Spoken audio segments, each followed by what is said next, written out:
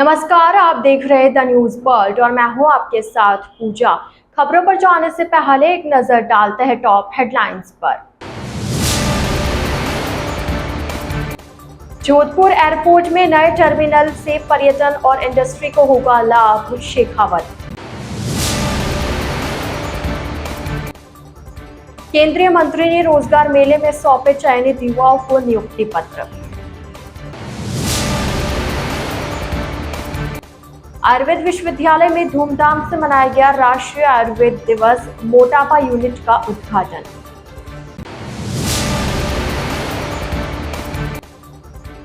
स्थानीय बाजारों से खरीदारी कर वोकल फॉर लोकल की संस्कृति को दिया बढ़ावा। तो ये थी हेडलाइंस और अब खबरें विस्तार से। केंद्रीय संस्कृति एवं पर्यटन मंत्री गजेंद्र सिंह शेखावत ने एयरपोर्ट के नए टर्मिनल को लेकर कहा कि नया टर्मिनल बनने के बाद जोधपुर की कनेक्टिविटी देश और दुनिया के शहरों से बेहतर होगी। इसका लाभ हमारे पर्यटन और इंडस्ट्री सेक्टर को होने वाला है। यह बात उन्होंने आज सुबह यहां एयरपोर्ट पर मीडिया से अनौपचारिक बातचीत में कही। वे आज सुबह दिल्ली से जोधपुर पहुंचे थे। शेखावत ने कहा कि नया टर्मिनल विकसित होने के बाद बहुत सारी चुनौतियां समाप्त होंगी। जोधपुर की कनेक्टिविटी और बेहतर होगी। जोधपुर अभी अहमदाबाद, हैदराबाद, चेन्नई, कोलकाता, जयपुर, मुंबई और दिल्ली से जुड़ा हुआ है। आने वाले समय में जोधपुर देश के अन्य शहरों से जुड़ने के साथ दुनिया के शहरों से भी जुड़े, इस दिशा में भी आगे बढ़ेगा। इस दौरान केंद्रीय मंत्री ने सभी को धनतेरस और दीपावली की शुभकामनाएं भी दी। के चैनल के माध्यम से आप सबको, आपके सभी दर्शकों को और सभी मारवाड़ वासियों को धनतेरस की बहुत सारी शुभकामनाएं देना चाहता हूं। आज भगवान धन्वंतरी का दिवस है, जो आयुष के और स्वास्थ्य के देवता हैं। मैं आप सभी के लिए उत्तम स्वास्थ्य की कामना करते हुए, क्योंकि आज लक्ष्मी के पूजन का दिन भी है, आप सब के घर में स्थायी रूप से लक्ष्मी का वास हो, ऐसी भगवान से प्रार्थना करता हूँ। आने वाले समय में ये जो एयरपोर्ट का विकास जिस गति से हो रहा है, 3-4 महीने में हमारा नया टर्मिनल विकसित हो जाएगा और उसके बाद में बहुत सारी चुनौतियाँ, समस्याएं जो हमारे पास में हैं वो समाप्त होंगी। जोधपुर की कनेक्टिविटी और बेहतर होगी। आज जोधपुर अहमदाबाद से, हैदराबाद से, चेन्नई से, कोलकाता से, जोधपुर जयपुर, मुंबई, दिल्ली, इन सब शहरों से तो जुड़ा ही है। लेकिन आने वाले समय में टर्मिनल विकसित होने के बाद में जोधपुर देश के अन्य बड़े शहरों के साथ जुड़ने के साथ साथ में दुनिया के अन्य शहरों से भी जुड़े, इस दिशा में भी आगे बढ़ेगा। और इससे जोधपुर के टूरिज़्म सेक्टर को, जोधपुर के इंडस्ट्री सेक्टर को, दोनों को ही बहुत बड़ा लाभ होगा। हैंडीक्राफ्ट इंडस्ट्री जोधपुर की कोर इंडस्ट्री है, स्टील इंडस्ट्री है और टूरिज्म इंडस्ट्री, ये तीनों ही इसके कारण से बहुत लाभान्वित है। सर, बार बार ये को भी 5-7 बार मिल चुकी है, पूना की फ्लाइट को 5 बार मिल चुकी है। लेकिन निश्चित रूप से दुर्भाग्यपूर्ण है और ये सुनियोजित रूप से इस तरह की गतिविधियों को अंजाम दिया जा रहा है। लेकिन सरकार सजग है और इस पर पूरी गंभीरता के साथ में जांच और कार्रवाई दोनों हो रही है। सर, जोधपुर मैंने जो है संबंधित अधिकारियों को ये विषय बताया है और मैं ये मानता हूँ कि निश्चित रूप से इस पर कार्रवाई है। प्रधानमंत्री नरेंद्र मोदी के प्रयासों से बेरोजगारी को समाप्त कर युवाओं को रोजगार उपलब्ध कराने के उद्देश्य से आयोजित किए जा रहे रोजगार मेलों की श्रृंखला में 13वां रोजगार मेला आज महिला पीजी महाविद्यालय प्रतापनगर में केंद्रीय पर्यटन व संस्कृति मंत्री गजेंद्र सिंह शेखावत के मुख्य आतिथ्य में आयोजित हुआ। इस दौरान विशिष्ट अतिथि के रूप में राज्यसभा सदस्य राजेंद्र गहलोत और शहर विधायक अतुल भंसाली मौजूद रहे। विभिन्न प्रतियोगी परीक्षाओं के माध्यम से सरकारी नौकरियों में चयनित 51,000 से अधिक अभ्यर्थियों को नियुक्ति पत्र प्रदान करने के उद्देश्य से पूरे देश भर में आयोजित किए गए रोजगार मेले की कड़ी में जोधपुर में यह कार्यक्रम हुआ। इसमें railway DRM Pankaj Kumar Singh, BSF IG ML Garg और डाक विभाग के postmaster general BL Sonal भी मौजूद रहे। इस दौरान डाक विभाग, रेलवे, बीएसएफ और एसएसबी में चयनित युवाओं को नियुक्ति पत्र सौंपे गए। नियुक्ति पत्र पाकर युवाओं के चेहरे खिल उठे। इस अवसर पर केंद्रीय मंत्री गजेंद्र सिंह शेखावत ने कहा कि प्रधानमंत्री की युवाओं को रोजगार से जोड़ने के संकल्प के चलते 2021 में जब पहले रोजगार मेला आयोजित हुआ था, तब से लेकर आज तक 13 बार मेला आयोजित हो चुका है। अब तक कुल मिलाकर 8 लाख लोगों को नियुक्ति पत्र बिना किसी अड़चन, बिना किसी परेशानी, बिना किसी भेदभाव के पारदर्शी तरीके से परीक्षा आयोजित करके और परीक्षा का क्रम पूरा करके रोजगार मेलों के माध्यम से दिए गए। महिलाओं को लखपति दीदी बनाने का लक्ष्य रखा। मामूली इनकम नहीं है, इनकम भी बढ़ाना था।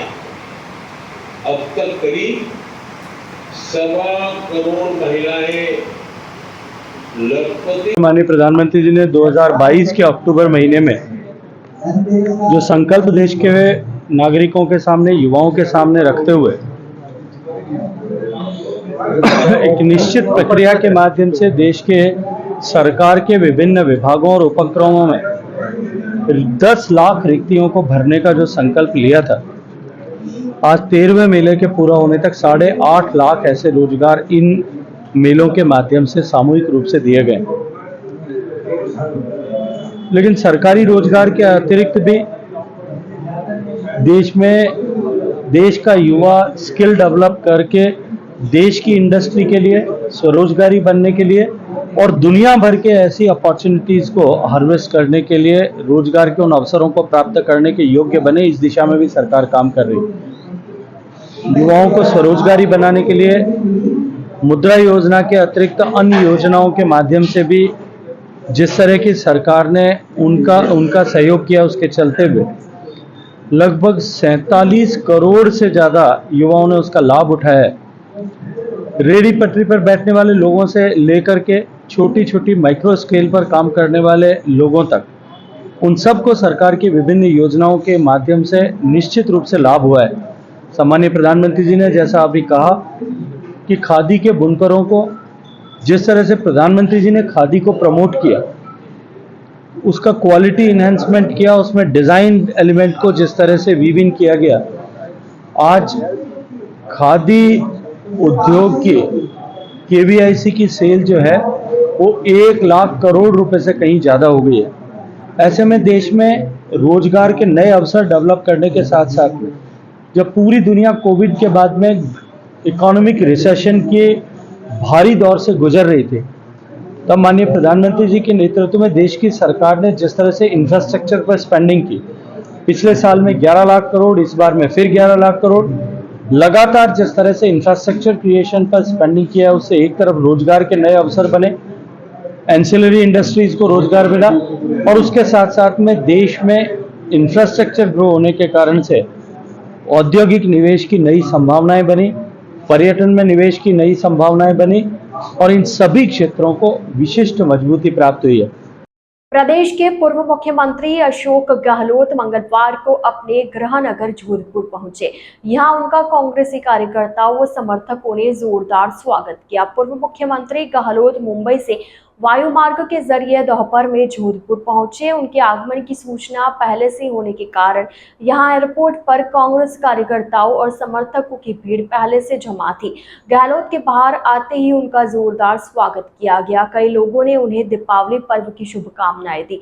गहलोत यहां से सीधा सर्किट हाउस गए, वहां भी स्वागत का दौर चला। वे जोधपुर में विभिन्न कार्यक्रम में हिस्सा लेंगे। वे कांग्रेस के 30 अक्टूबर को होने वाले दिवाली स्नेह मिलन समारोह में भी भाग ले सकते हैं।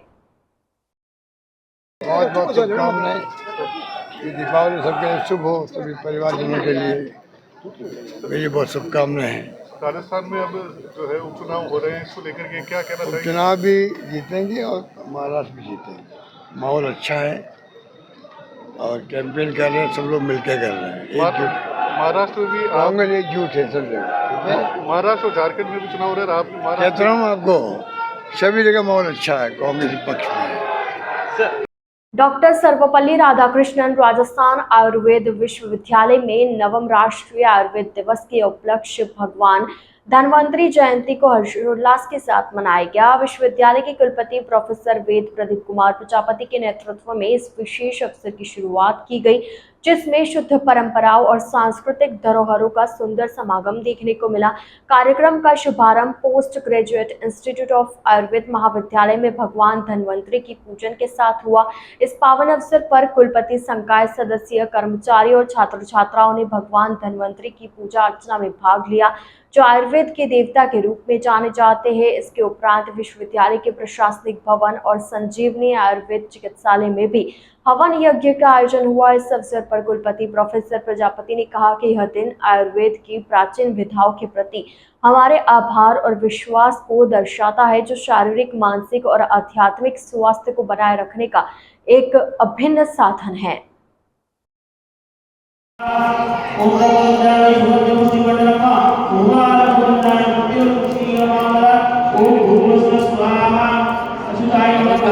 नमो भगवते वासुदेवाय धन्वंतरे अमृत कलशस्थाय सर्व भय विनाशाय देवलोकनाथाय श्री महाविष्णुवे नमः।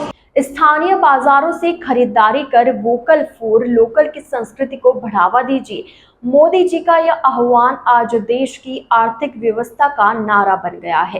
केंद्रीय संस्कृति एवं पर्यटन मंत्री गजेंद्र सिंह शेखावत की धर्मपत्नी नौनद कंवर ने जोधपुर में आज धनतेरस की खरीदी स्थानीय व्यापारियों से की। उन्होंने कहा कि आसपास के विक्रेताओं से खरीदी अब हमारे पारिवारिक परंपरा बन गई है।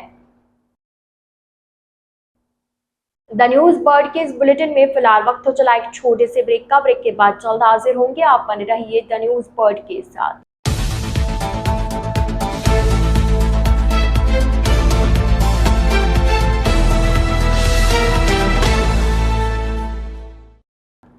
ब्रेक के बाद आपका स्वागत है।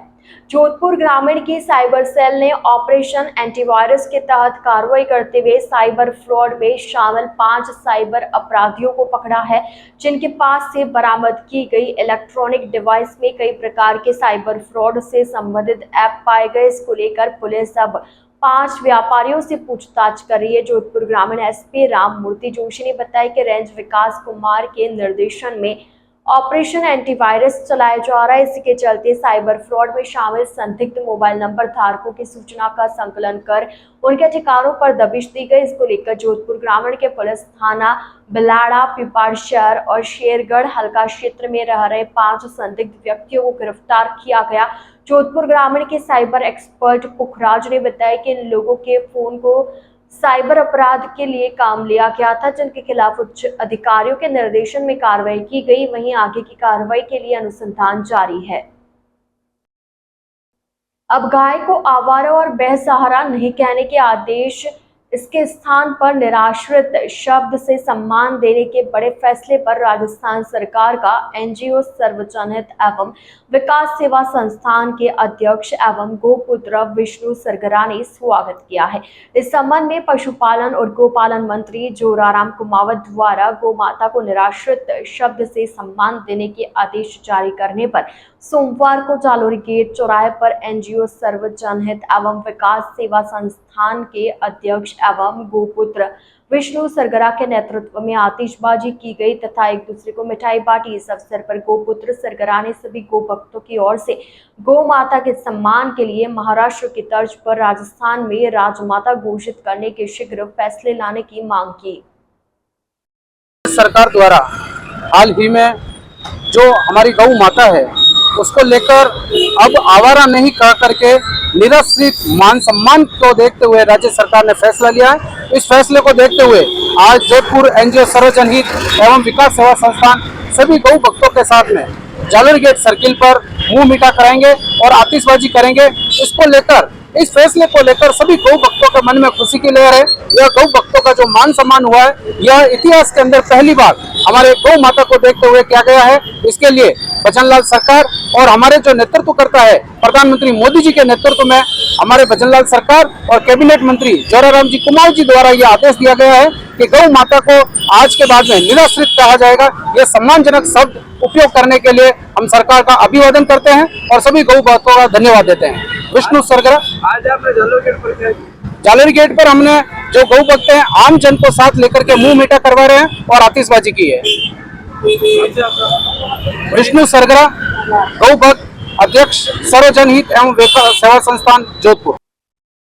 सरदार वल्लभ भाई पटेल की जयंती के उपलक्ष्य में आज राष्ट्रीय एकता दिवस मनाया गया। 31 अक्टूबर को दीपावली पर्व के चलते आज जिला कलेक्ट्रेट सहित अन्य विभागों में राष्ट्रीय एकता दिवस की शपथ दिलाई गई। राष्ट्रीय एकता दिवस के तहत मंगलवार को कलेक्ट्रेट परिसर में शपथ ग्रहण समारोह का आयोजन किया गया। संभागीय आयुक्त डॉक्टर प्रतिभा सिंह ने सभी अधिकारियों एवं कर्मचारियों को राष्ट्रीय एकता, अखंडता एवं सुरक्षा को बनाए रखने के लिए शपथ दिलाई। इस अवसर पर अतिरिक्त जिला कलेक्टर जवाहर चौधरी, अतिरिक्त जिला कलेक्टर सुरेंद्र सिंह पुरोहित, अतिरिक्त जिला कलेक्टर शहर प्रथम उदयभान चारण सहित अन्य जिला स्तरीय अधिकारी कार्यक्रम में उपस्थित रहे। जोधपुर सहकारी उपभोक्ता होलसेल भंडार लिमिटेड जोधपुर द्वारा गत 7 वर्षों के बाद पुनः सहकार भवन परिसर में दीपावली पटाखा मेला 2024 लगा हुआ है। सहकारिता एक सबके लिए, सब एक के लिए के सिद्धांत पर अवलंबित संस्थाओं का संगम है तथा सहकारिता के माध्यम से जो ग्रामीण सहकारी समितियां, उत्पादक, उपभोक्ता व विपणक इत्यादि सहकारिता से जुड़े हैं, उन सभी के लिए सहकारिता स्तर से इस प्रकार के मेलों का आयोजन उत्साहवर्धक एवं प्रेरणास्पद है। प्रशासक एवं अतिरिक्त रजिस्ट्रार सहकारी समितियां जोधपुर शुद्धोदन उज्जवल ने भी अपने उद्बोधन में बताया कि विश्व के सामाजिक व आर्थिक विकास में सहकारिता के बढ़ते महत्व की जानकारियां समय समय पर होने वाले सहकारी मेलों के माध्यम से सहकारिता आंदोलन के सिद्धांतों, रीति नीतियों अवगत करवाने का संकल्प लेने के विचार पर जोर दिया गया। सहकारी होलसेल भंडार में जो मेला लगा हुआ है उसमें पटाखे की बिक्री जितनी उम्मीद थी लगभग उससे थोड़ी सी कम चल रही है। लंबे समय से मेला बंद होने के कारण से लोगों की उपस्थिति कुछ कम हो जाती है। बाकी 3-4 दिन और चलेगा मेला। आप लोग पधारे, इसके लिए आपका धन्यवाद। सर, इस बार मेला तो शुरू हो गया लेकिन पब्लिसिटी की कमी है। पब्लिसिटी इस बार समय कम था, लाइसेंस भी लेट मिला, समय पे ऐड नहीं हो पाया। तो नेक्स्ट ईयर हम सोच रहे हैं कि इस बार जो कमियां रही है उनको पूरा करके सुव्यवस्थित रूप से सही तरीके से मेला चलाएं और ज़्यादा सस्ती और अच्छी वस्तुएं जोधपुर भंडार में लगभग 65% से लेके 85% तक की छूट है। वो पटाखे की कंपनी वाइज वैरायटी में चेंज है। द न्यूज़ बर्ड के इस बुलेटिन में फिलहाल के लिए इतना ही। आइए चलते चलते एक बार फिर नजर डालते हैं आज की टॉप हेडलाइंस पर। जोधपुर एयरपोर्ट में नए टर्मिनल से पर्यटन और इंडस्ट्री को होगा लाभ, शेखावत। केंद्रीय मंत्री ने रोजगार मेले में सौंपे चयनित युवाओं को नियुक्ति पत्र। आयुर्वेद विश्वविद्यालय में धूमधाम से मनाया गया राष्ट्रीय आयुर्वेद दिवस, मोटापा यूनिट का उद्घाटन।